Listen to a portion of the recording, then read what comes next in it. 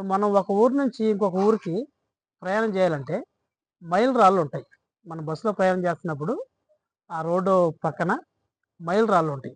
ఒకవేళ 80 కిలోమీటర్లు ఉందనుకోండి, మన బస్సు ఎక్కిన కాడ నుంచి మనం ప్రయాణం చేసేటప్పుడు 1, 2, 3 అలా లెక్క పెట్టుకుంటా పోతే 80 కిలోమీటర్లు ఉందనుకోండి, ఒకవేళ 70 కిలోమీటర్లు వచ్చిందనుకోండి, ఇంకొక 10 కిలోమీటర్లు పోతే ఏమొస్తుంది? మనం చేరుకోవాల్సినటువంటి గమ్యానికి మనం చేరుకునేటువంటి సమయం వస్తుంది. రైట్? ఎందుకు ఈ మాట అంటున్నానంటే, బైబిల్‌లో దేవుడు ఒక మాట లిఖింపజేశాడు.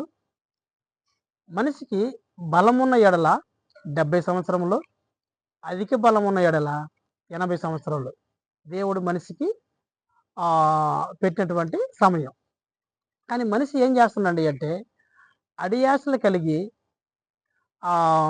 జీవిత యాత్రలో